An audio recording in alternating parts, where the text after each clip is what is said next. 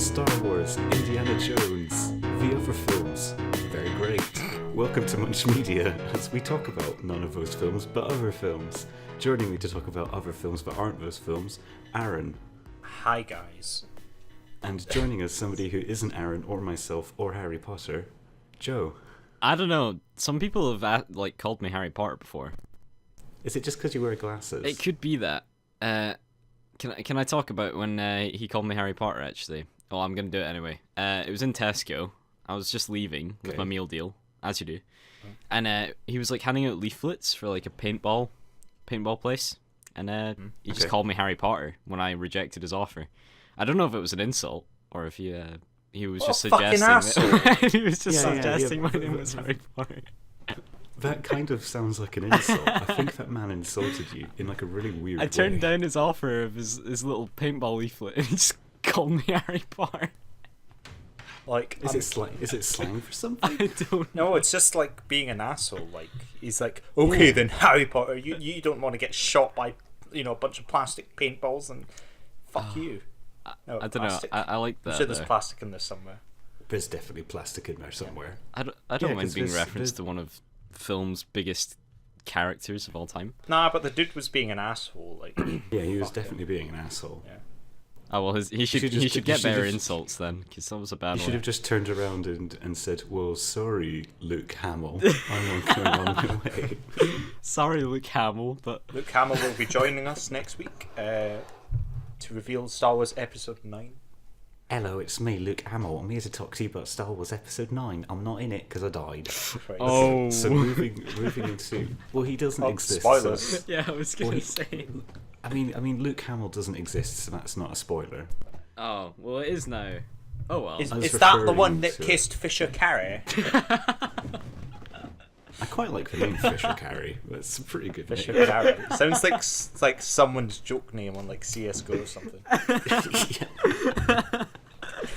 Oh, it's amazing. Fisher Carey. That is so good. That could be used in so many different contexts in gaming. Like, that is beautiful, Aaron. Gonna coin it.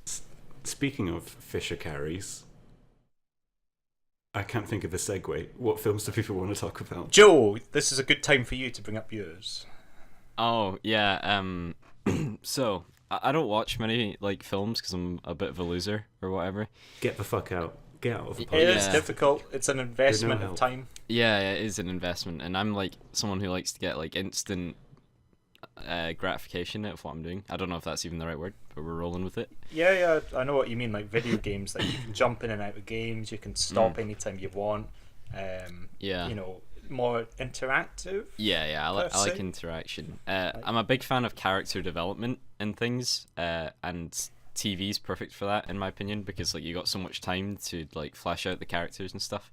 Whereas in film, it's a lot more challenging because you've only got so long to work with, and then especially action movies and stuff, they literally just go all out action because they don't, or they do try and involve the characters, but because it's so there has to be so much going on.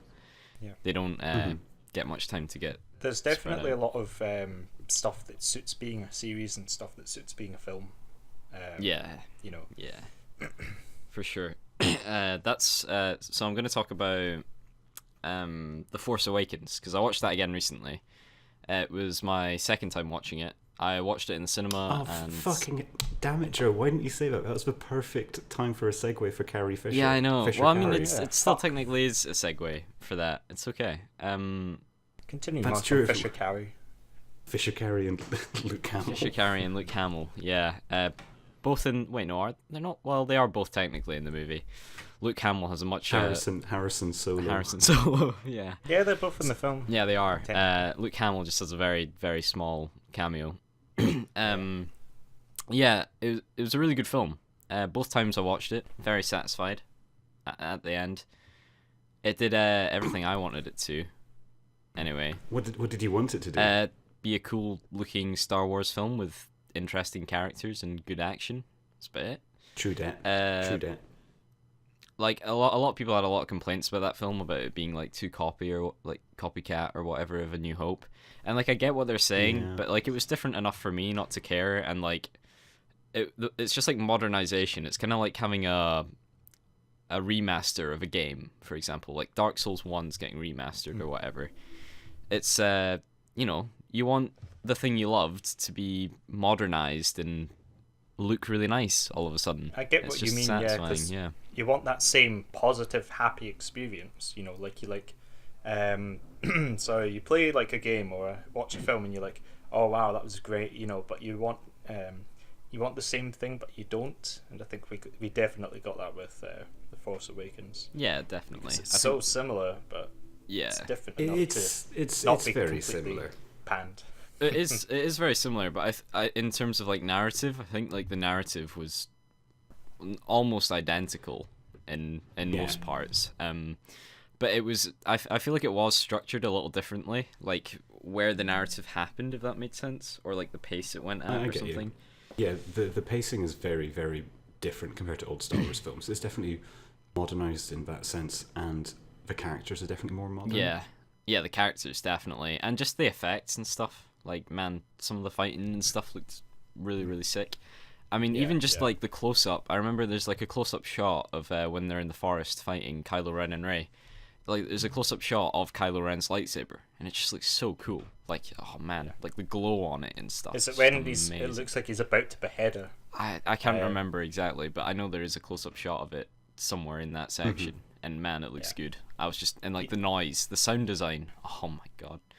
Like because it is like, obviously because his lightsaber is like kind of like a deformed lightsaber, like the like vibration. It's supposed to be like an old one. Yeah, like form. It's like a half broken crystal or something like that, weird like that, and it makes like a weird like vibration-y kind of bassy noise, and I was just like, man, it's so definitely cool. different from every other lightsaber we've seen and heard. Yeah, I don't know. I just even, like stuff like that.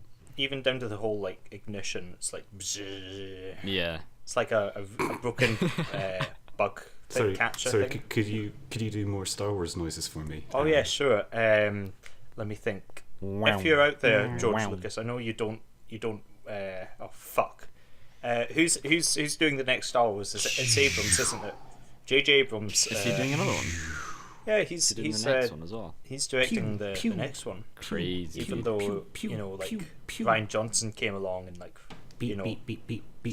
turned the whole series on its head, for better or for worse. Yeah. Like, for better. but this isn't part 2 of our Star Wars thing.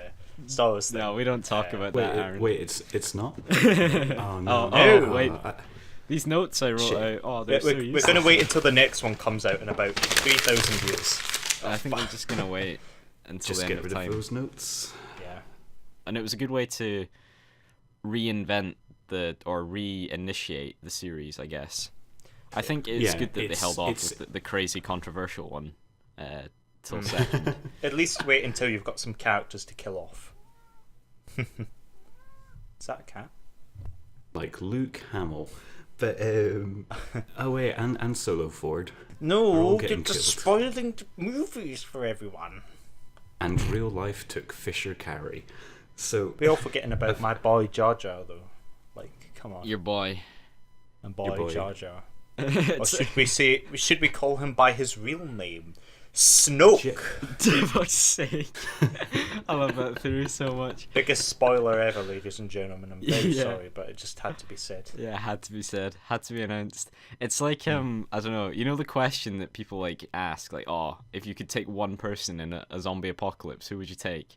Like, who would answer Jar Jar? Imagine taking Jar Jar. Me, like, he can throw. Like, he's the kind of guy who acts so goofy that he always wins. I mean, look at him in episode 1. He's like throwing blue balls around. He's fucking up these massive tanks. He's like the droid army, the separatists, practically running. They're terrified of this monster. But So, you know how people say like you go insane if you're alone for too long? I feel like that would just be accelerated if you were alone with Jar Jar Binks. It's like Jar Jar would be like, Master Joe, we found Misa found these. Misa gone play. Misa gungo unen bongos in the river. You We are just keep doing this. saved! I'm gonna stop the recording and start it again. This is horrible. No, it's brilliant. It's the best want- podcast we've ever done. I really don't want to. I really don't want to have to edit Jar Jar impressions. Aaron, save your recording. I don't even care. Like we'll fuck around with it later. So anyway, I've been watching a couple of oldies, specifically some spaghetti westerns. Not that I've actually seen many. However, the other week there, I started watching, the Dollars trilogy, and I'm halfway through the second one. I was actually watching it just before we started because time goes so quickly, and we're already back tomorrow. So I thought, why not make a start on the second one, and it's really good so far. Yeah, the first one was really, really good, although it was quite, limited.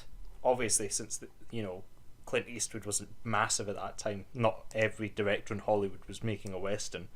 Is which just so you remind me, which one is the first one? Is it? It's Fistful of Dollars. I keep forgetting, and then you've got a few dollars more. And then Fistful of Dollars is the one that's all based in the one town. Yeah, right. Yeah. With like the rival gangs. Yeah, Clint Eastwood rolls up. He's like, "Oh, I don't like what's happening in this town. There's a couple of assholes here," and then he goes around and helps everyone and kills a few people. Then pretty good movie, pretty good. And so far through the second one, it's almost like a rival has appeared to Eastwood's character. Is he the dude with a mustache? Yeah, he's pretty fucking sick. Like draped in black, with his old Winchesters and just old guns and stuff in general. And you could tell he's he the bad. You could tell him he's like the professional man with no name, so to speak, for Eastwood's character. I've forgotten his name. Yeah. I love the idea. Yeah, but that's the whole thing. He's the man with. But no he's name. referred to as I can't remember, Manco Big Jeffrey or something like that. I love the idea of someone just rolling up into a modern city and just being like, I don't like these guys. See, you can't do it nowadays. I'm gonna deal with them. You can't do it nowadays, unfortunately, because then you'll just get put on the news and in prison for life. If you're in America, anyway. Who's this weirdo with a poncho rolling up with some revolvers to this tiny village? on his horse in the middle of the road. On his horse. I don't is it a fancy dress party? I don't get it. What's going on? Yeah, it would be like is he really smashed on some sort of bachelor party or something? He's always rolling these shit cigarettes and just leaning against lampposts. Then his mother gets a call from the police. Is hello, is this Mrs. Salisbury? Yeah, your son Jamie. He's on the horse again. You need to stop him doing this. He's been watching too many Sergio Leone films. He's just got it in his head. He's a cowboy. Yeah. It's getting really bad. I mean, this is the third time this week. He keeps trying to solve all the crime in the village. It's just, there isn't any. We've got it. We're the police. He's just some guy. In all seriousness, it's shaping up to be something pretty damn good, and I'm really looking forward to The Good, the Bad, and the Ugly, because it's the Western everyone's heard of, and it's it's the big one. It's the big one. The definitive of Clint Eastwood film. What? Wait, fuck off. Are you kidding me, Joe? You've never heard of The Good, the Bad, and the Ugly? No, I've never heard of it. Never. Yeah. Really? Yeah. Not even the squint or the doodle-doo, da-da-da. Well, I mean, I've heard that music. Obviously, that's used as a meme. Okay, I'll now. give you a pass. Yeah. Yeah. Damn as long as you've heard the music. Yeah, but yeah, I've literally never. After heard this of it. is done, man. I don't think I've ever fully watched a Western movie. Not even unless Back to Django. the Future 3 counts. If you want to see a really good Western, you should watch an Australian film called The Proposition. Proposition. Yeah, it's amazing. It's got Ray Winston's in it, Guy Pearce, no, that's not her name. Emily Winslet. Oh, I've forgotten her name. That's really bad. Anyway, amazing Oscar-winning actors and actresses. Are you sure you're not meaning Emily Watson? That's no. Maybe. That's the one that came up here. I'm getting deja vu from last week. Google search. In that case, that is the person's name. Yeah. She plays Martha. Yes, that's it. They've got John Hurt. Yeah, John Hurt's amazing in it. He turns up as this Mercenary Gun for Hire. I will warn you, it is incredibly violent. It's violent to the point where the first time I watched it, I had to stop watching it and then come back to it later because it was just so off-putting. But not off-putting in like a gratuitous way. It's just what you're watching is sometimes so horrible. I mean, that you kind of have to stop and take a step back. fair enough. So you're saying it's not oh, I'm getting my dinner, I should watch yeah, something. No. I'm gonna You know, watch just this. microwave If my you- dinner. Like, hey, I'm gonna sit down and watch a flick.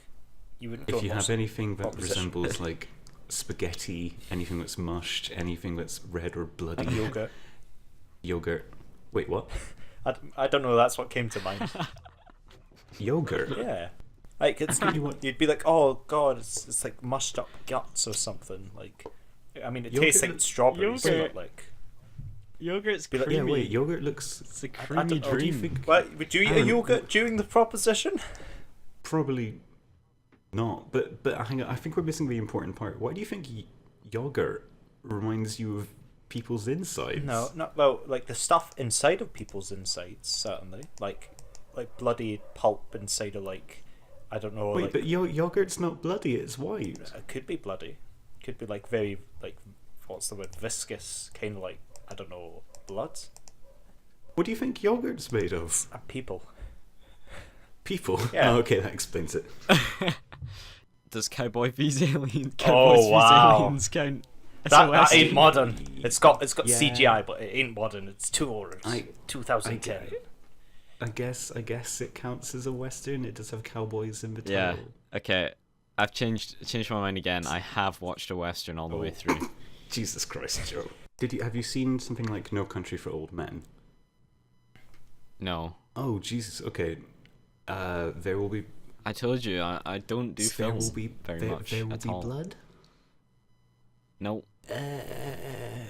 I genuinely don't think I've ever watched a proper Western worthy of my time Oh, ever. All westerns are worthy of your time. so many good ones though. Genuinely, like I love. Well, westerns. that's what I mean. Like I've not seen any of these or even heard of most of them. Oh, that's I just such a shame. I don't know. They've not been in my life. I guess. It's such a good genre. It's easily one of my absolute favorite genres. Like the way it combines like epic sweeping landscapes is completely character driven. See, that's interesting. Why are they not about then? Is it just like a? Do you think the mass audience aren't like? They just stopped doing well. A lot of it's to do with cost, and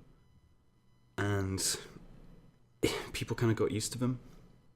So like you could tell what the character archetypes were. You could kind of guess the storylines quite. It didn't feel like as realistic anymore. I guess. it was Oh, just definitely. so. It was like a kind of like everyone was making them. It was the industry was saturated with them. Like everyone loved them, so that's why there was such like a big demand. But then once everyone was kind of like sated and had enough and was looking something for new, the whole trend died down. And an interesting thing I think Spielberg said it was like you see with like Marvel films and like big action-packed like superhero films.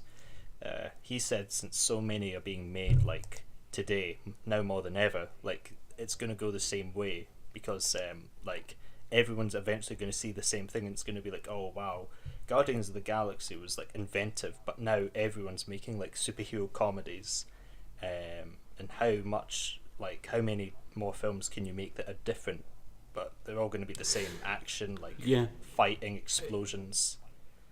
People are already starting to push back against that stuff. I think especially with Marvel. People say quite a lot of their films are getting too similar to each other. Well, I mean, yeah, look at well, I've not seen it, but Ragnarok is supposed to be really good, right? But Ragnarok stands out, really? because I thought it would be similar com- to Guardians of the Galaxy, like a funny superhero movie. It differs in the sense that it's a different style of comedy.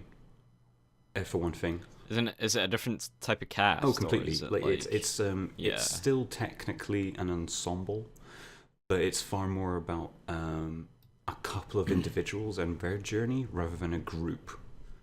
Yeah, it's not like a group story. Yeah, completely. Group adventure. And it's for Ragnarok is far more about the main characters having their former identities kind of destroyed and then rebuilt to push them further on in the grand scheme of Marvel's films. it still has that playfulness, but a lot of the thing that makes that film stand out is its setting is very different from every other Marvel film, and its pace of comedy is very different. Whereas if you look at something like, say, Doctor Strange and like Ant-Man and Iron Man, they all sort of blend together. They all follow a very similar formula. Whereas the Guardians of the Galaxy films and the latest four films stand out because they have a completely different setting and because they have different rule sets to play with. It's kind of one of the reasons why I'm a bit worried about Avengers Infinity War, because I don't know how all those different styles are going to play together. I don't think I'll like it. And if I do, it will be the parts where characters will be killed off, because that's the thing you don't see in like these films. You don't see like genuine sacrifice unless it's like a side character. You're like, oh, Iron Man's going to be fine. Oh, Spidey's going to be alright. He'll be in the next one. Oh, it's being released next summer. Oh, good. But Infinity War, I just kind of hope it's like a massacre. You know what I mean? Yeah, not even so much that like I'm gonna get massive pleasure out of watching these superheroes die, but more that it's a sign that they're actually moving on and trying something new.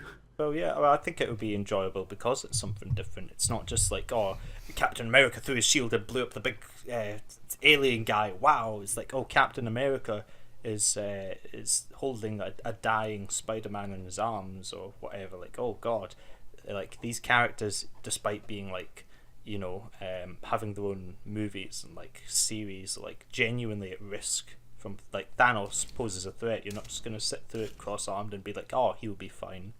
You know, there's genuine... I might do that. It's kind of like Game of Thrones in that way.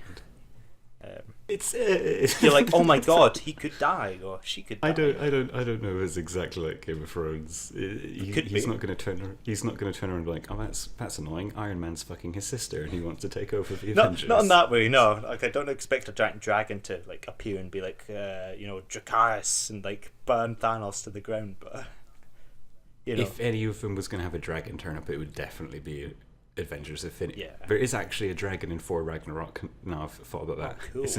It's in the opening scene. He fights it to Led Zeppelin. It's pretty fucking great. Damn it. I need to see it. Oh, I need to see it. Ugh. Have you seen Flight of the Conchords? No. Why has nobody seen anything? Joe hasn't seen me. Austin's.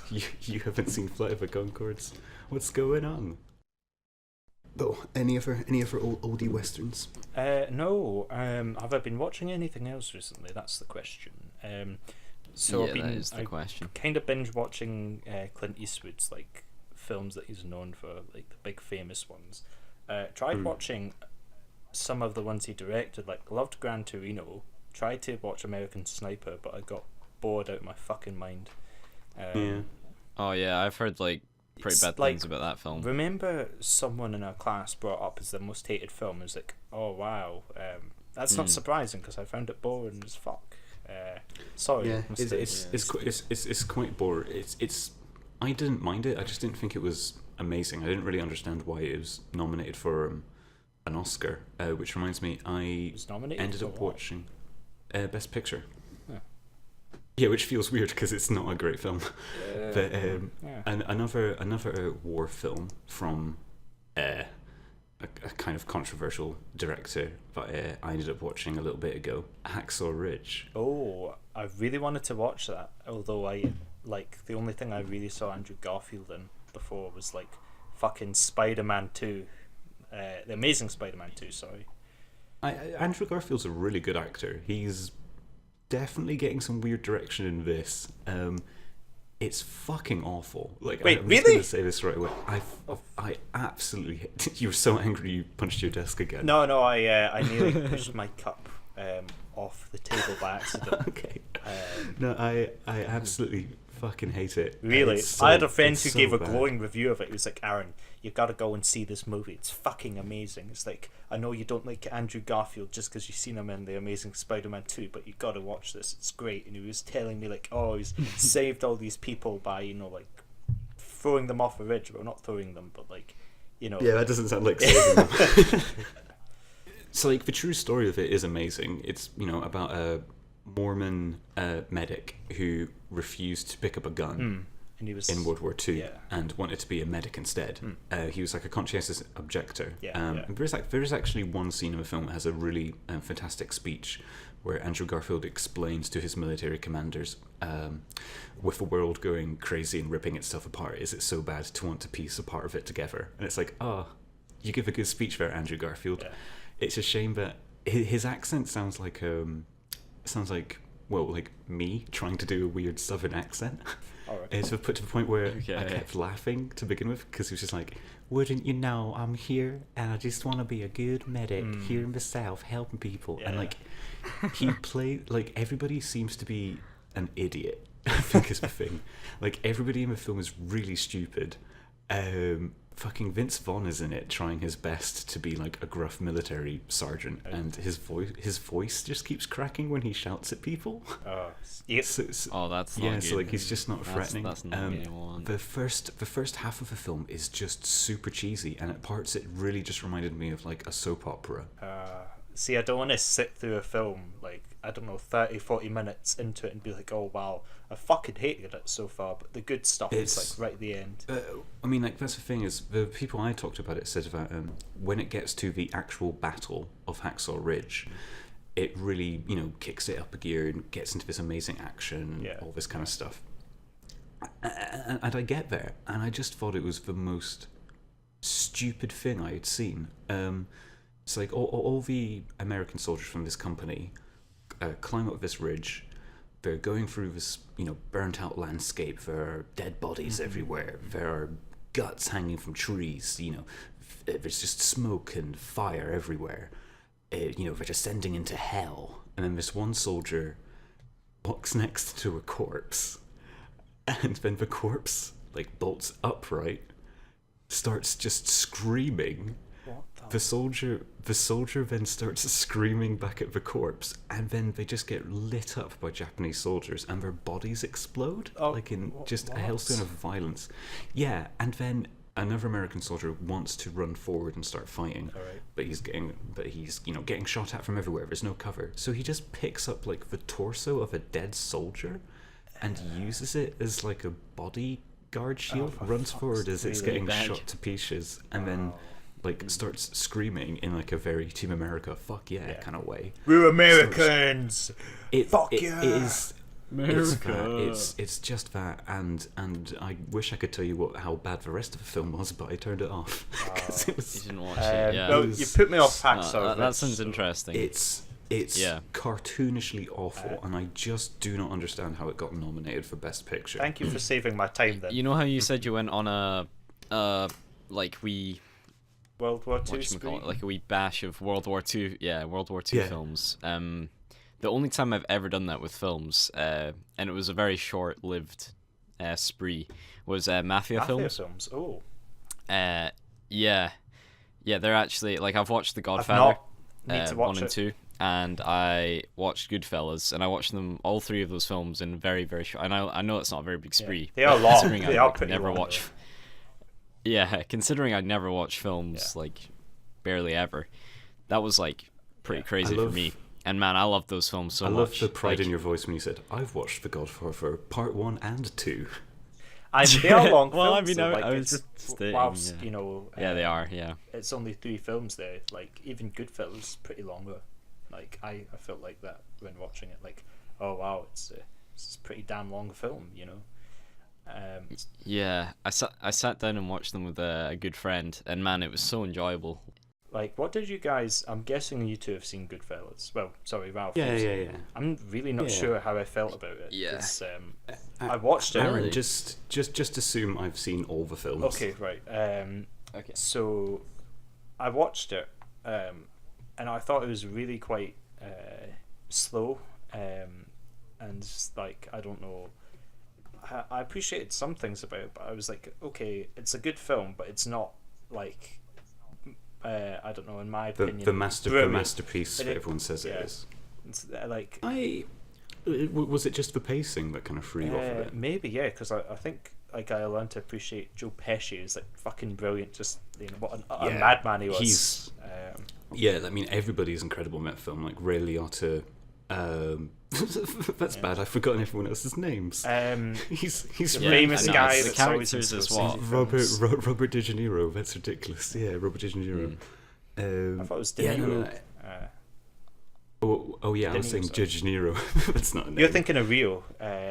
Rio de I am thinking Janeiro. of Rio de Janeiro. Yeah, that's right. You know, the famous Brazilian capital played that gangster. No, I think it goes back to what I said earlier about me really liking like things with good character development The and characters stuff. are really good in that I film. think though. Goodfellas, Like, yeah, Yeah, it's what makes that. what it that's is. something that you will find in a good gangster film. Is quite often it's entirely character driven. Like a lot of those films come from the moral. A lot of the drama from those films comes from the moral dilemmas that the main characters find themselves in. Yeah. Like, Yeah, and there's always like that one character that just will do anything, for the boys. Yeah, he's the A lot of the them are dirt just giver. assholes. Like I'm gonna go and fucking take what Oh, I yeah, want for to, and sure. then this guy's Yeah. like, oh, maybe you should mean- do that, and then people die. Yeah, 1 minute they're like best mates, and then like the next minute they're like, you oh, if I touched kill my that guy, I get more spaghetti, power you and money. Fucking cunts. Yeah. gangsters care about more than spaghetti. I just want to put this out there. I was just being racist. There's really. Please don't be racist to Italians. I'm kidding. I'm going to recommend another cool gangster film here. Do it. 44-inch chest. I'm glad you said chest there. Oh. Fuck's sake. Yeah. No, Yeah, 44-inch chest. What's it about? I'm curious. it's quite an odd one. It's written by Stephen Knight, who's a writer I really, really love. When was it made? Actually, that's quite an Oh, important it's thing. Like, I don't know. Not that long ago. It's been like panned. 7-8 years. I know it got a lot of really bad reviews. Why is People that? seem to. It's really not what you expect. Mhm. It's a gangster film that pretty much entirely takes place in one location. All right. The central thrust of the film is this elderly gangster who's kind of not really in it anymore.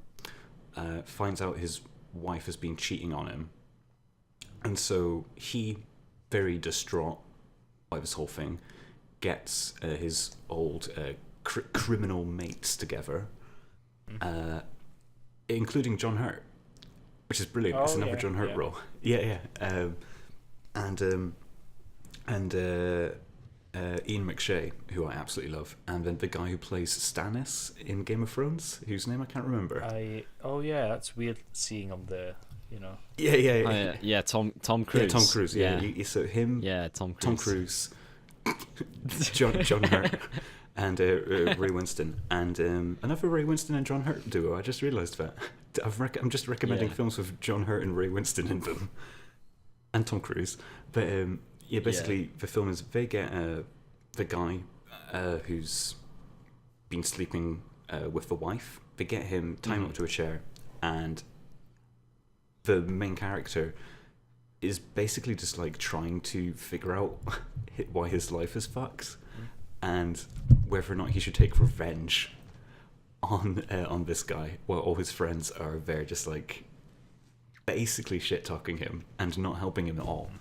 And you're just watching this group of old gangsters just like rip each other apart emotionally. It's like it's not really a gangster film as such. Yeah, it's about. I'm not gonna lie, that does not sound anything like it was built up going to be. a gangster film. I know. Or- That How does the title tie in? I don't understand. I'm actually not sure. I don't know.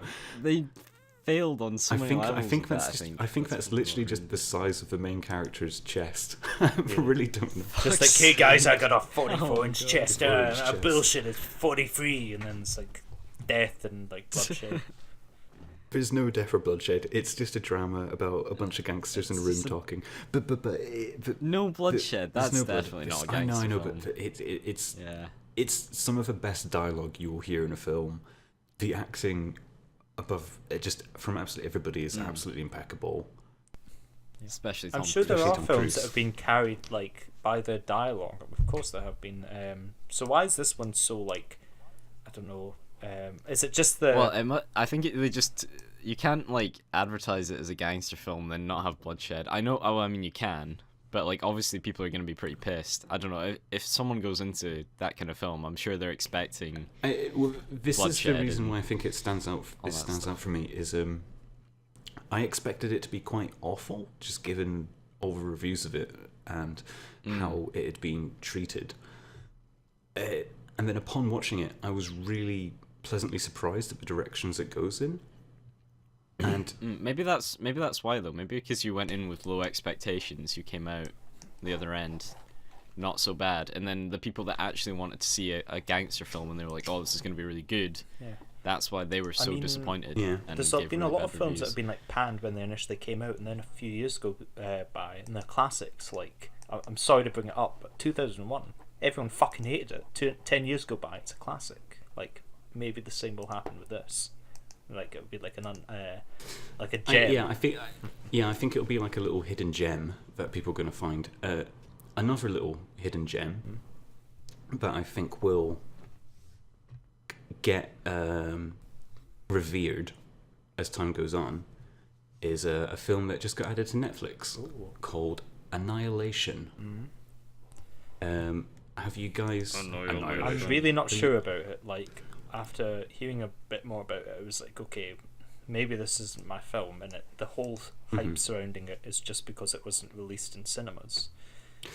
Yeah, so when talking about this film, there's kind of two elements to it. The reason I think it's going to become an undiscovered gem is that clearly the distributors, Paramount Pictures, had cold feet when it came to the film. Had what? Cold feet. Sorry.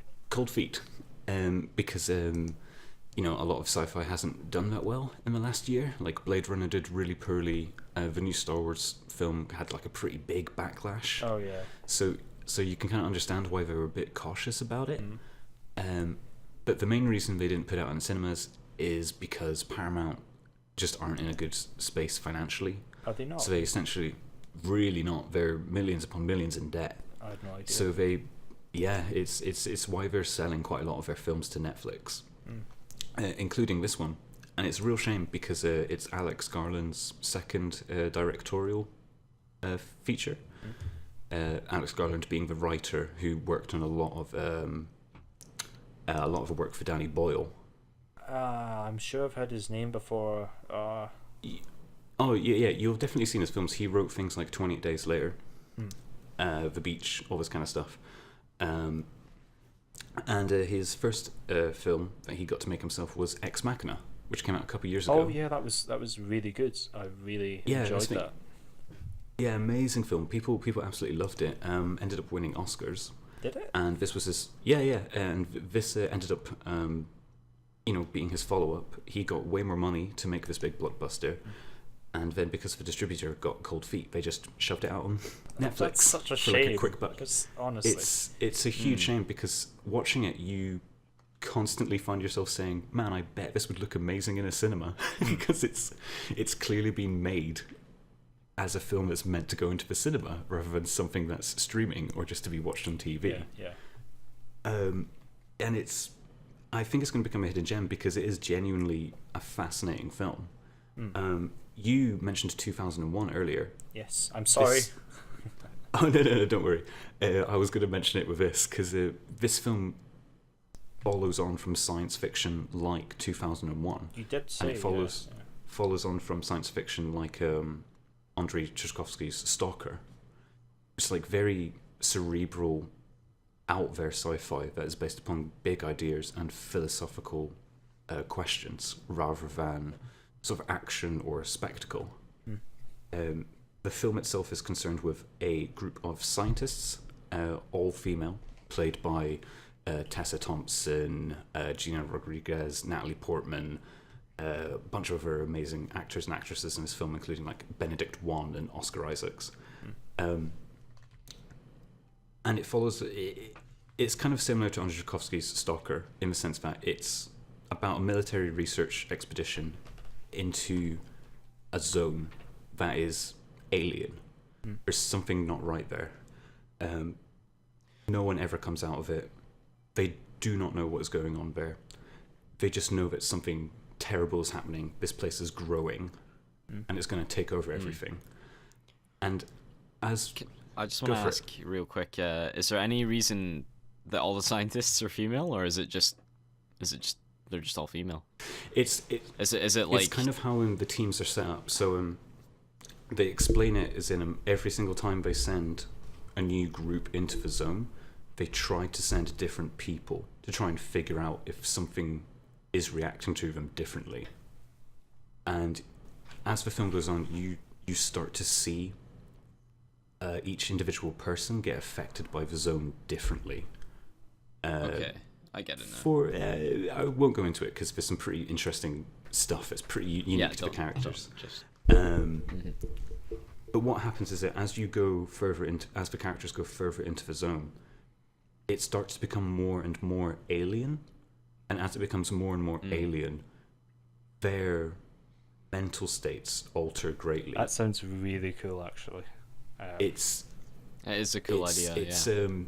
It's really, really fascinating to watch. Like some of the things you see in this are haunting and beautiful in equal measure. Like plants that are growing in the shape of humans, strange creatures that mimic human voices. Light kind of is always refracting and bending, so everything has like really oversaturated kind of rainbow colors to it. It's extremely trippy and weird. You get the constant sense that this is an alien environment in a human place, so you're constantly having your version of reality altered alongside the version of reality that all the characters are seeing. It really is a film that is strange and otherworldly, and I really think it's something that is going to mean something different to everybody who watches it. I also think. What do you mean by that? Like different in what way? They take a different message out of it, or it's not even so much the message. It's just that the entire nature of it is that it's something that's very ambiguous. Like you are watching characters explore something that is completely unnatural and something that nobody has any point of reference for. So your interpretation of what is going on might be different from mine. So are you sort of trying to work it out as it goes along? Absolutely. And on the top of that, because what you're seeing is simultaneously really, really unsettling and quite beautiful at points, things that might freak me out, you might think, oh, that looks really beautiful. It's just like... It's like kind of like... to give you like an example of this, to put it into more contextual terms, have you played The Last of Us? I've played some of it myself. I've not played it all. Cool. So you know how the central thing with The Last of Us is that there's the fungus. Yeah. That kind of grows out of people when they're infected. Yeah, it's so gross. there's like a little bit of that in this, and like that exact thing happened where Joe said that's gross, and I like looked at some of like the weird fungal growths in that game and thought they looked really cool. It is cool, but like really fucked up at the same time. Yeah. Okay, so like use that as a reference point for Annihilation. All right. Because it does that same thing of you're seeing people and bodies and places that are familiar warped in a really strange way that can be beautiful. It's like it's like there's loads of plant life in this film that's really like ultra vibrant, has like amazing colors to it, but you're seeing it in places where it just shouldn't be, and because it just shouldn't be there, it freaks you out a little bit. It's just such a real shame that it's been pushed to Netflix. Yeah. Not that there's the big bit. like anything wrong with having a film on Netflix, you know. But it had like, so much people more are gonna potential, see. like, you know. It really did, and like it had a limited release in America, and I'm guessing that's so that it's eligible for Oscars. All right. Oh, that's good then. Which it's good, but it feels fucking dirty to be like, oh, we don't believe this film will do well, but we'll make sure it can get nominated for an Oscar.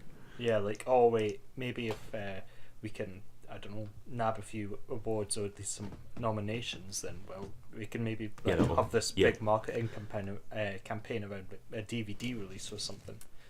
Yeah, like I can imagine the DVD release and the Blu-ray release are going to do really well anyway, because by that time word of mouth will have gotten around. Yeah, and if it's a good movie, then it will, like, people will buy it. So yeah, like people seem to be really enjoying it. Like, it's doing really well in the limited release it's had in America financially. Critically, it's doing pretty damn good. That's good. And the general opinions from everyone seems to be like, "Fuck you, Paramount! You're a bunch of cowards." Yeah, I mean, but they have to think of it like a business, you know. Yeah, if they're super in debt, they're going to be really and cautious. They're going to be like, this could make or break the company. Maybe let's not spend millions on advertising. And it's a shame it's, you know, got that way, because it's clearly, you know, it would have done well. And it probably would have made tenfold what it could have, what they made by selling it to Netflix. Yeah, easily. However, yeah, I mean, it's a shame, but I'm sure they'll still make some more money out of it. Well, would they if they've sold it to Netflix? No, because they sell it as like a one-off payment. It admittedly is for quite a lot of money, but it won't be. It definitely. So even won't if it got an Oscar, as though, as, they wouldn't. Who would would they even get the? So when they put it out on Blu-ray and DVD and all that stuff, they still get rights to it, like royalties from it. But right now, Netflix own the right to it in the UK, so they're the people who are effectively making the most from it. Yeah, which is a real shame. Luckily, because people seem to really enjoy this film, it isn't going to affect Alex Garland's career as a director. That's good. Which is good, because it would be such like a horrible shame for him to just get like shut down because some money men weren't certain about his work. Yeah, like that would really suck. Because I was thinking that actually will this affect his, like, I don't know, career, because, you know, like, well, it's not a bad film by any means. Like, it has been like shoved onto Netflix, but if it's done good, and more to the point, if it like nabs a few awards and makes some money, then, you know. Yeah, definitely. I can see him. If it's going to be nominated for anything, it'll be for things like set design, special effects, you know, stuff like that. Maybe script, if you know, people are okay with science fiction getting nominated for that. Yeah. Why shouldn't they be, though? Like, if it is genuinely good.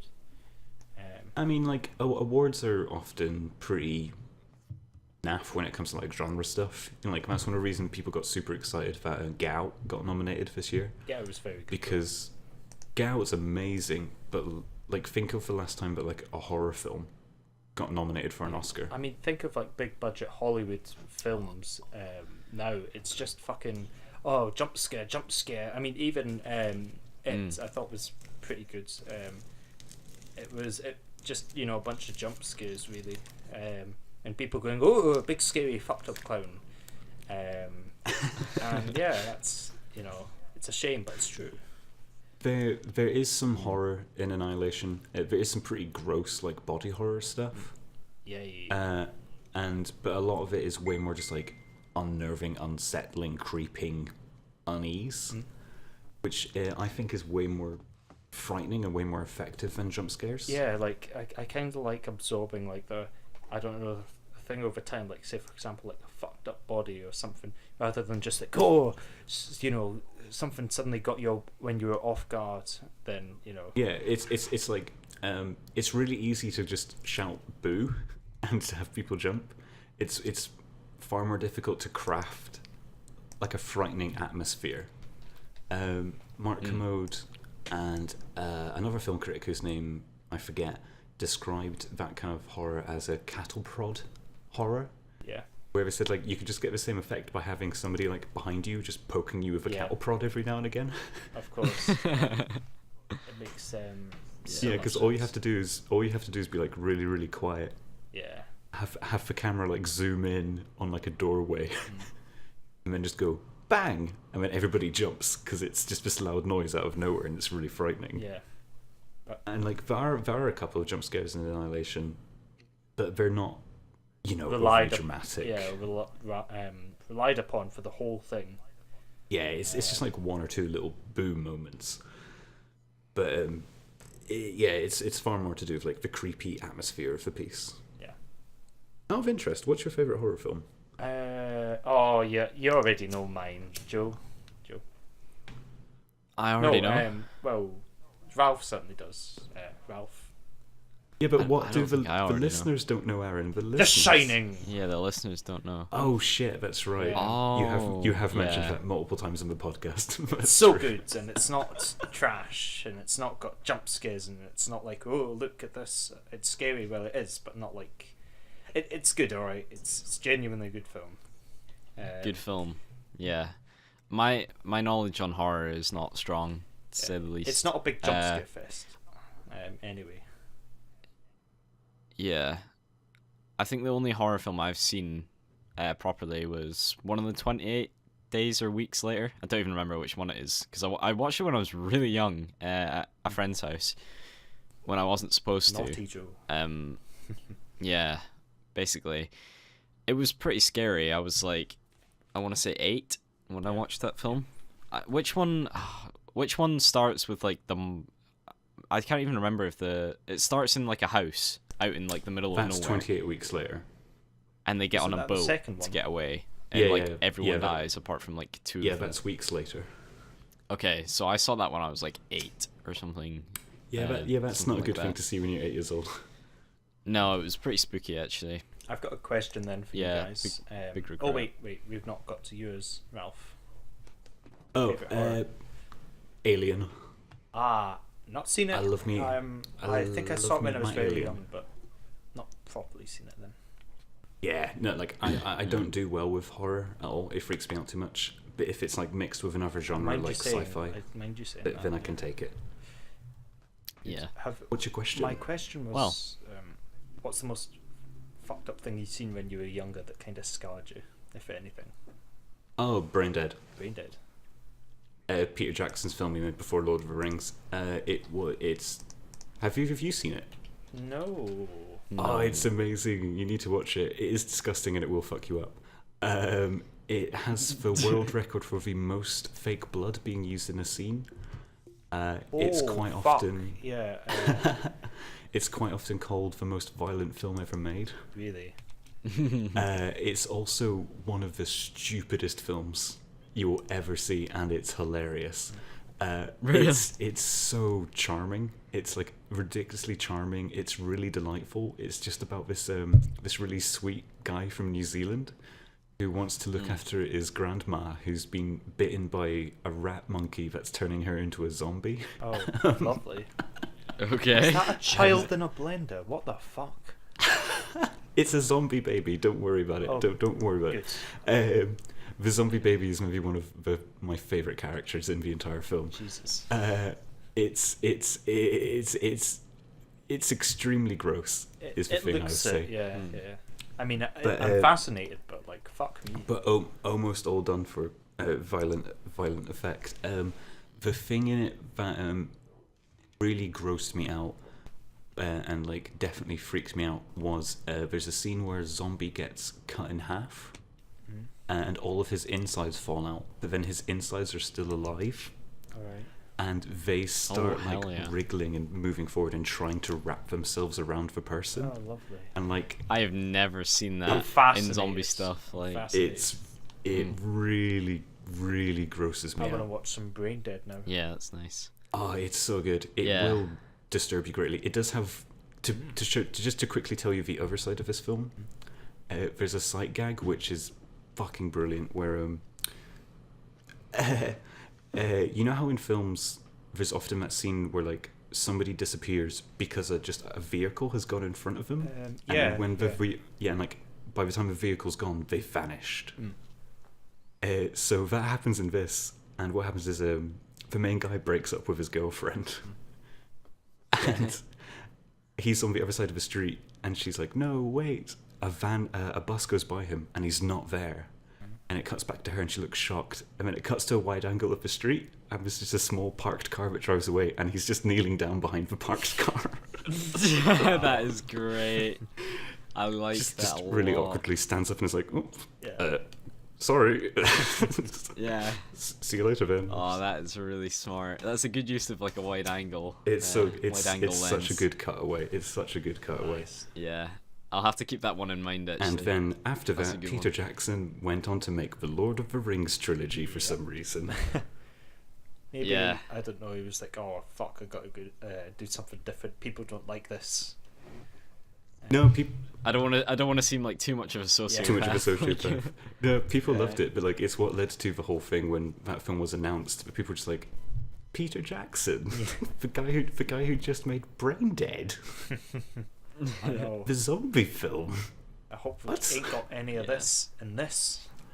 You know. He can't have Legolas blending up small orcs. That's I mean, Lord of the Someone- Rings is so much Man, that's good. tamer, even with the action in general. I mean, of course it has to be, but like, you know, yeah, Yeah. 12A certificate. yeah, good on him. Anyway, let's not get into Lord of the No, Rings. we'll be here for hours. That's a long one. Just like the trilogy Yeah. itself. What's Yeah. your favorite chapter of the Silver Marillion? Wait, what? The book? What? Yeah, I've got no idea what you're talking about, Ralph. That means you're not a nerd. Good for you. Yeah, it's weird. Lord of the Rings is something I've managed to dodge Oh. accidentally for a long time. The closest I've got to it was playing some Lord of the Rings PlayStation 2 games. Return which of the King. genuinely- Return of the King is such a good game. Yeah, we were talking about that, Return of the Two King, and I Towers. played like some other one. Ah. Yeah, man, so good. But yeah, I've just dodged the movies, including like The Hobbit and stuff. The Hobbit I was don't know shite, why. to be Yeah, honest. the A lot of Hobbit. The fucking Hobbit's wank. very. Fuck The Hobbit was shite. Um, The Hobbit's very. It could have been disappointing. one film, just like the book. One book, one film, Just like but the book. agreed. I think a lot of the non-nerds enjoyed it though. Like people that aren't huge People fans who were of Lord of the probably Rings. I think brain it did dead. quite well. Yeah. Honestly, like, what a waste of my time. Yeah, I mean I've not seen it, so I don't know. But Second one was I've- probably the best, in my opinion. Though. The Two Towers. No, not Lord of the Rings. The Hobbit, the one with. Oh, Decision of Smaug. Yeah. yeah, I love that name. Smaug. Schmaug. Big It's old such a good name. Schmaug lives down the street, drinks Buckfast. I Dragon. I have. Sorry, I just have a vision of a dragon hoarding a giant pile of Buckfast balls. Instead Behind of his gold, wing, he like- just sneaks Instead on. of gold. Yeah, instead of gold. Yeah, and he's got like a little tartan cap on. Speaking of dragons, Shrek one. Oh Are my we God. still on the conversation? Films that horrified us. Yeah, totally. No, I actually wanted to talk about Shrek at some point, and there is a dragon Yeah. in Shrek Oh, 1. okay. Yeah. Dragon. Yeah, it's a film I really want to watch. You've I know never it's a seen completely Shrek. You've random never segue. seen Shrek. No, Oh, rewatch. right. Did thought I say? you just said Yeah, watch. rewatch. No, of course I've seen Shrek. Everyone's seen How Shrek. come- Everyone in How the come dads. Shrek's a have seen class. Shrek. How on earth have you never seen a western but you've seen Shrek? Oh, come on, Shrek. Shrek. It's though. Shrek. It's like Have you- Yeah, it's Shrek. Yeah, I don't know. Like that makes a lot more sense. Westerns are, like we said, they kind of died out. I And suppose. I mean, I was born in a lot of the 1999, good ones so- are old, and you're kind of like, oh, old movies, yuck. They're not. They're not the sort of movies you watch as a kid either. It's not like I don't know. Like I was shown a lot Or of them as, not as my nowadays, parents were anyway. Like, oh, you got to watch this. And it's like, oh, do I have to? Yeah, if your parents are huge And on they them showed and me Star stuff. Wars, and But- it's like, oh, thank you so much. Not the sweet Yeah. edited CGI I've been bullshit blessed. crap stuff. It's the good old stuff where they put Oh, Vaseline yeah, on no, the lens of the camera to make them like the models look good. Yeah, I didn't understand that. I don't know why. Yeah. Yeah. The originals definitely look better in my opinion than like this weird remade Then remastered with like stuff. R2D2 they're hiding behind a like rock that they fucking put into the film for no goddamn reason. Can I ask an important question? You can. Why do you want to rewatch Shrek? Oh yeah, sorry. Shrek. Oh man, I don't know. It's just something about Shrek. I've got like nostalgia just thinking about it. I love it. I We saw still that do. clip the other day of Donkey. And Oh, we were yeah, in class, yeah. and we were played a clip from Shrek where Donkey was just bothering Shrek to no end, and I think it's hilarious. I don't know why. It's just my kind of humor. Like I know that sounds weird because like Shrek's such a big Yeah. meme, and I love it. I embrace it to the max. Like, and like the music, like genuinely, I love the Shrek so soundtrack. well, it's become like, I'm not iconic. even- Smash Mouth. It is iconic, huh? Like even the first song, "Stay Home," I think it's just like it's just amazing. And like I mean, there's a bit of Scottish in there as well. Shrek's just supposed to be like a big for angry me. Scotsman. He's like without the alcohol and stuff, but Yeah, exactly. I like just the idea of shouting "Get out of my swamp" in like a really Scottish accent. I don't know why. I think just that's turn off hilarious. the film when it gets to that point. Be like, okay, I've came here for what I've wanted. I've got what I needed. I've got Time my to get fill out. of Shrek. Yeah, I just think it's funny. I don't know. I think it's like just ridiculous as well, and I like that. Like all four of the movies. I know it is probably just because of nostalgia, and from watching like Shrek when I was really young, being like, wow, this is so fucking funny. You know, as movies, some of them, like especially the third one, are like fucking dire. Like they're not masterpieces. Yeah. But like I'll still happily sit down and watch Shrek and be like, wow, it still brings a smile to my face. Yeah, Shrek 2's like held up as the best. I think, I'd agree with you there. for most people. Um, Yeah, but I don't know. Like I do love Shrek 2, but I've got to watch Shrek 1 first. Shrek as 1 well. was good. In fact, I I'd gotta say get they're Shrek on 1 par, and Shrek 2 in like, there. how can you not love the first one? It was the one that started them all. Yeah, I And know. got Shrek, he's like, oh, I'm an ogre That's and good. I don't like anyone. This fucking donkey. Yeah, the characters are just like I don't know. They just work for me. They just work. But yeah, man, Shrek. What a movie. You're What all a soundtrack. monsters. Ogres. Well, sorry. You're I don't know. I feel like it's more. I don't know. I'm surprised you're confused that I've not seen a Western, but I've seen Shrek. I think that maybe that's a But, generation I thing. think it's just because of how revered some westerns are and like, you know, stuff. Yeah, I get that. But like, I feel like they're the sort of films you have to go out of your way to watch. I think a lot more Like, people will Shrek feel is- that Shrek now, was such a just 'cause main- we live in like, you know, Yeah. a world of modern cinema with CGI and explosions and like, you know, Yeah. you can bring actors back from the dead now and stuff. Yeah, which is pretty Yeah, weird. it is actually But really weird. even in the 2000s though, I feel like Shrek was mainstream, so of Yeah, course yeah, like totally. and it was Animation, mainstream everyone was for like, kids wow, this as is well. fucking great, and you're telling me this is Yeah, not it was the animated? new shit.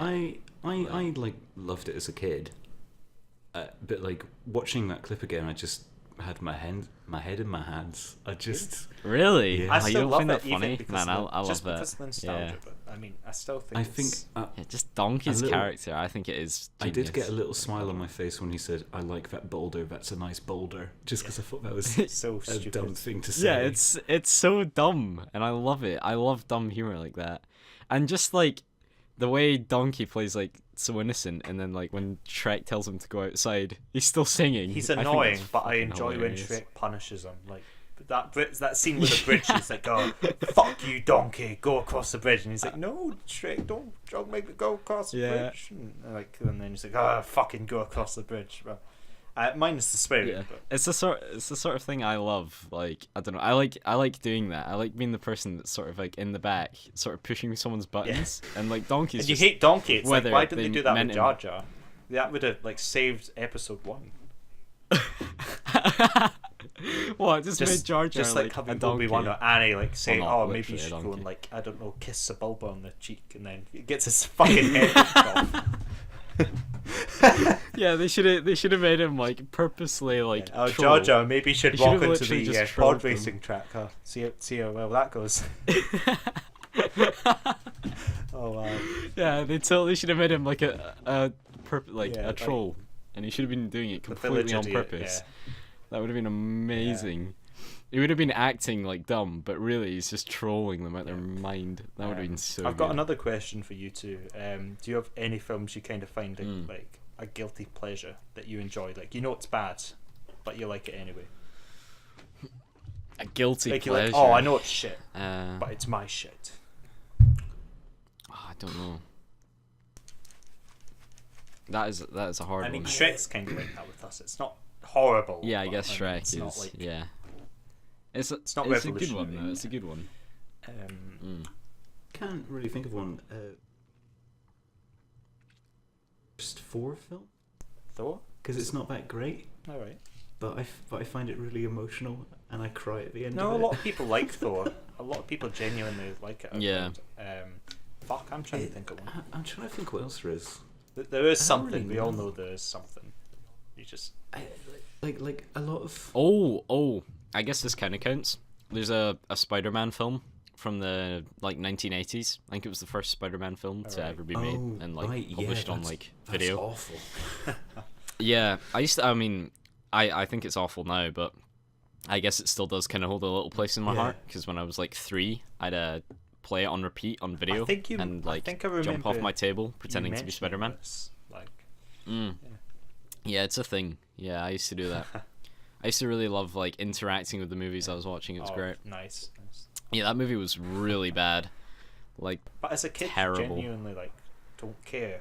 Yeah, you don't really. Yeah, you don't notice bad acting or anything, because how are you supposed to know you what's don't good and care bad about acting at that age? You're like, oh wow, it's Spider-Man, No, you don't. and he's swinging from a building. Yeah, as long as cool music's playing and stuff's happening on the screen and it's colourful, you don't really care, to be honest. Nowadays, kids are just watching Minions and shit like that. Yeah, exactly. They just make random dumb noises. It's literally, if you go and watch baby television sort of stuff is blowing up on YouTube and all that stuff. Yeah. And I know there's all the controversy, but I'm talking about the stuff that people actually make, the actual stuff for babies. And if you watch that, it's literally just weird noises and quite high pitched weird noises. Basically Minions. Minions have definitely just taken sort of that kind of concept and made it into a film. Wank. Surely we all know parents find them funny. Yeah. What the fuck's so funny? They're one-eyed Tic Tacs that wander about making noise like schizophrenics. Jesus Christ. I think it's terrible for us, but when kids love it. It's because it just works for them. It just works. That's humans. I don't know, which is crazy. It's really funny though, because but that's we're all gonna be old men, be oh, we don't find Minions funny, and the modern people will be oh, well, sucks to be you, old man. Well, yeah, I guess maybe it's Shrek. No. But Shrek actually speaks the English language, so I don't know. Maybe those are the signs of the deterioration of our society. Old men like me love westerns, middle-aged men like you love Shrek, and then the newer, worse generations just love noises coming from yellow balls. Yeah. Yellow balls, yeah. And it makes you hope for World War III. But, and that's the end, everyone. The world's deteriorating. Everyone's just going to be making noises. I was actually thinking about this the other day, and I couldn't figure out what's worse: living in Britain after Brexit or World War III with nuclear war with Russia, and I can't figure it out. I don't think Brexit. Okay, we're gonna stop before the politics kick off.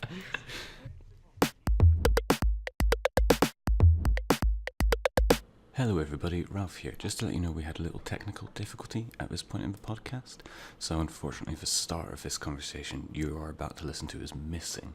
Just to give you a little bit of background, we started to talk about equality in cinema and what the movie industry is doing to progress cinema, and some of the business reasons behind that, and some of the artistic issues that old school writers and traditional directors and things are having trouble with. At some point in this conversation as well, I refer to something called the Bechdel test. I was an idiot. It's not called the Bechdel test, it's called the Bechdel test. But yeah, everything from here works A-okay. Enjoy the rest of the show. They incorporate them into their scripts anyway, though. They're oh fuck, we're not the soulless faceless company. But, I think over time they'll learn to more naturally put them into the films and stuff. Yeah, because it would be more common and it's more accepting of exactly. Even in real life, with more people actually feeling comfortable with being who they are, that gives future people who are going to be writers and stuff, I don't know, people our age or whatever, in the future they're going to have had experience being around these people. I feel a lot of older writers and stuff, because they've never actually, in their society, they didn't really know anyone like that, because it was so hard for people to come out and say how they actually felt and who they were. But people like us, criticized, if anything, not supported. Yeah, exactly. But if we were writers in the future, we've had, well, at least I've had loads of experience with people like that now, just in my daily life. So I'd find it quite natural incorporating something like that into a story, whereas a writer that's never met one of these, well, not met, but never grew up with these people around them in their life, how are they supposed to write about a character that they've never even experienced in real life? I think that's the hard thing for them. Like, there's there's a very easy test for this when you're watching something. See if a black character turns up. Just pay attention to any language they use, and if they use like really obvious like slang in quotation marks, if they use any word that like a white writer would consider to be a black word, you can guarantee it was written by a white person. I was watching a really good review on a really bad movie the other day, and there's this black woman, and she's playing the probably this fucking terrible stereotypical racist, not necessarily white person's view, but just view of a black person. And it's ridiculous. Like, she sleeps with men, she's like, she goes on about all the time, and like she uses so much, I don't know, black slang, and everyone else in the film's fine. And then, you know, this character rocks up on screen with three kids, and she's like just being felt, really it feels flamboyant very and forced. like, using this language almost unique to her, and you're like, you can tell that the person writing this didn't give a fuck whatsoever. Yeah, and then you've got things like the Bechdel test, which is, do your female characters talk about something that isn't a man? Which is a test that thousands of films fail. Really? That's, and then, Jesus Christ. Yeah, and then some really like surprising ones pass it. Really? Where you find yourself thinking, like Sex and the City or something like that. No. I can't. There's like films that are purely about like prostitution, or like that have incredibly violent acts done towards women. But it wouldn't be about men. What was the test? It's called the Bechdel test, and it's do your female characters talk about something that isn't a man? Well, surely like Sex and the City would pass that, because they talk about shopping and stuff. No. But like, if they have a conversation about a man, they fail the test. Oh, so there has to be literally no conversation about a man. Yeah. Well, have you tried the reverse? Have you said it's not like men talking about women? Like, no, but like the point is that overwhelmingly in films, when two female characters talk, it's usually about how great a male character is. Do you think that's a sign of like a male writer? Not necessarily all male writers, but maybe there'll be. I think that was just society, to be honest. I think it's like a mix of societal issues in media and male writers, and it also means that in those films, the thing that matters with those female characters is how they feel about the man. It's not their conversations about their own lives or their own skill sets. It's what their opinion is of a male character, which means that they're not as worthy in the film's eyes, or they're not as important, because their entire role is to admire this male character. It almost sounds like they're there to like promote the protagonist, who is probably who is male. Yeah, I think a lot of films just take the position of, if it ain't broke, don't fix it, sort of thing. Like, I think they all just follow that formula because they know it sells. Whether like it would sell more if they changed it, or sell less if they changed it. It sells a good enough amount now that they just want to play it safe. And I mean, like, that's a common thing with films now. You're very that right. They suffer from. Back when I was doing like media in high school, like there was always the stereotype of like, male men in their 30s will like to go and see this big budget action movie with explosions, and females around about the same age, will go and want to see rom-coms and like films like 50 Shades of Grey, and obviously that's like, that's terrible, but it's true. Like, it's genuinely used in marketing, and when you think of like audience research and stuff, you're not going to be like, oh wow, 50 Shades of Grey, I'm expecting a 70% male audience turnout or something. No, I mean like there are definitely films and types of stories that are directed towards specific audiences, but like, you can guarantee that's not true now. I mean, like, look at like Wonder Woman. Wonder Woman is one of the highest grossing superhero films of all time. Is it? Sorry. Yeah, I'm not saying. Yeah. I wasn't saying that that they were right for doing that. I'm just saying that They do it. that's the approach they take, because, like I said, if it ain't broke, don't fix it, and that's a common problem we have now, that films are just average because, like, I don't think it's. Yeah, companies would rather make an average film that makes enough money that they get a good profit than take a huge risk. I mean, just look at Paramount. Like, they didn't put that film in the cinema because they'd rather play it safe than take a huge risk. Yeah, very good point, actually. Because maybe it's their because the all-female cast and it was a bit less, mainstream. So, yeah, totally. I think that Just plays the a big part sci-fi. into why they just sold it off to Netflix. Which, again, is a shame, but...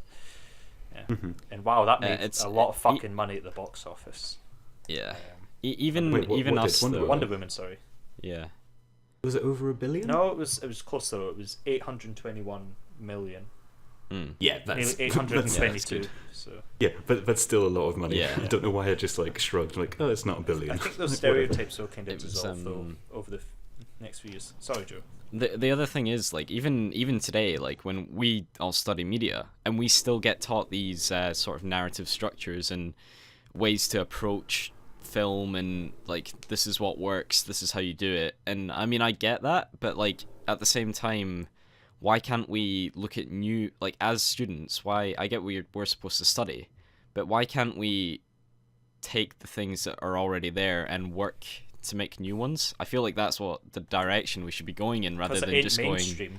Yeah, exactly. It'd be It's not branded as by the experimental. book, and that annoys me as a creator and as someone that's going to Fair be point, in because the industry. something experimental will never be like, I don't know, fucking Transformers 5 or something like that. Yeah, yeah. It's very rare that something experimental takes off, and I think that is kind of upsetting because. I mean, it's the same with anything, because obviously, like, big companies in gaming or TV or whatever, they're always going to go for the mass market because that's where they make their money. Yeah, And it's safer to make the sequel to a franchise than to try something new. Yeah, totally.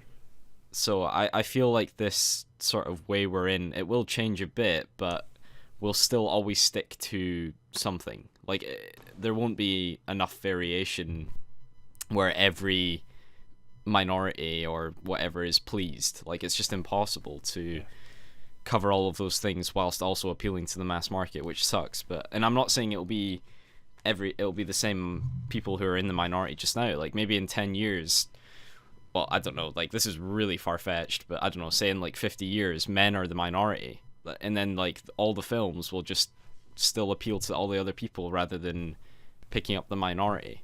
Literally, whoever the minority definitely is. more extreme, but I think tastes will obviously, change and stuff. And as the LGBTQ community, for example, probably grows just because of the amount of support, the more films will be made about them or in specific for them. Like, something that I can't mind who said it, but it was quite interesting. You know how you get these films starring a bunch of old actors, or older, actors. It's because there's a market for it. There's a lot of people in retirement with money who go and see these films, and they will in turn make money. And I think, like, films about specifically, like, people's sexuality will, I don't know, it's a market that's probably going to grow, if anything. Yeah, definitely. And the point I was sort of making was, like, the minority will be forever changing. Like, the minority will eventually grow out, I think anyway, especially with the direction we're heading in now. But then a new minority will appear, and there will always be one there, like, in my opinion anyway. Like, I feel like there will never be a movie that everyone sits there and goes, like, literally every human group on this world has been treated fairly. Yeah, like, it's just not. Can I interject? Yeah. That film does exist. It does it. It's called Fast and Furious. Okay. I'm being No, serious. I It's the understand. Fast and I Furious understand. franchise. It really is the Fast and Furious franchise. But I'm Makes sure there sense 'cause is they a make a lot of minority money. out there that feels like they didn't get enough from that film. Like, genuinely. Hey man, because hey man, I mean- hey man. The Rock represents all of us. The Rock represents just the human race. Human race as a whole. Yeah. He is our guiding light and our beacon. Yeah. And on that note, we've been recording for a very We long have. time. This has been our longest episode of all time. Thank you for listening, everyone. This has been Munch Media. We hope you enjoyed this very long podcast. And have a great day. I've been Joe. Aaron. I've been Ralph. Oh, Oh no. You first, I insist. No, you first. Oh, you... Damn it. Oh, okay, I guess I will go first. Goodbye. Cheerio.